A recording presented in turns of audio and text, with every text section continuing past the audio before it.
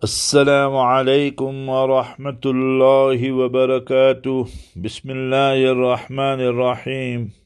On behalf of Markaz Sahaba, the voice of Ahlus Sunnah wal Jama'ah, we present to you lesson number 1773 of our daily Naseehah and advice.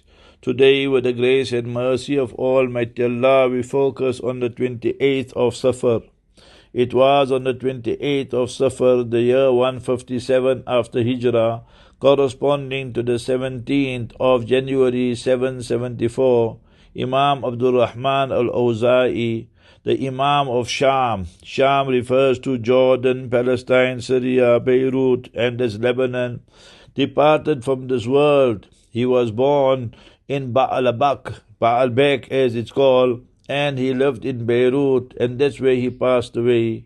He was asked more than 70,000 questions, and he answered all these questions. In those days, there was no all typewriters, faxes, emails, modern gadgets. They had to write everything. And his school of thought, his mother was followed in Muslim Spain, Andalusia, for more than 100 years. Alhamdulillah, I visited his grave there in Beirut. May Almighty Allah grant him the highest stages of Jannatul Firdaus al-A'la.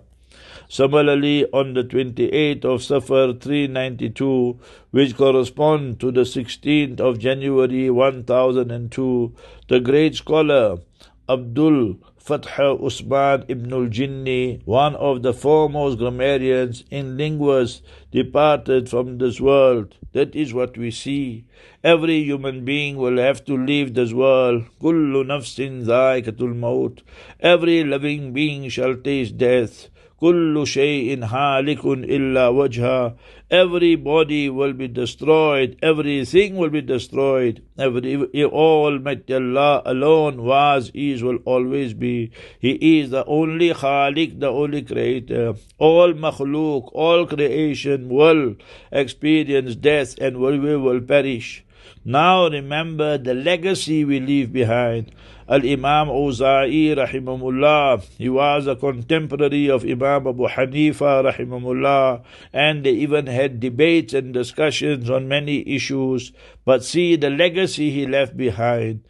That people today to remember him and remember that he was a master of tafsir, a master of hadith, master of fiqh, and that is in which they excelled. Similarly, if you look at the person Al-Fath ibn Sunni, so he was Abdul Jinni, so he also, remember, was a person, grammarian and linguist par excellence, and that is how they mastered, remember, all this, and they became the people who will be remembered forever for their contribution to Islam and the various sciences. So we should be asking ourselves, what will be our contribution? What will be our legacy?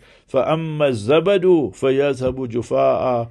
If we left things for your batil, then we are just like the bubble and the foam in the ocean that came up and then we disappeared. وَأَمَّا مَا يَنْفَعُ النَّاسِ فَيَمْكُثُ فِي الْأَرْضِ. When you travel on the plane and you look at the ocean, then you see the water. The water is at the bottom, the foam and bubble is on top.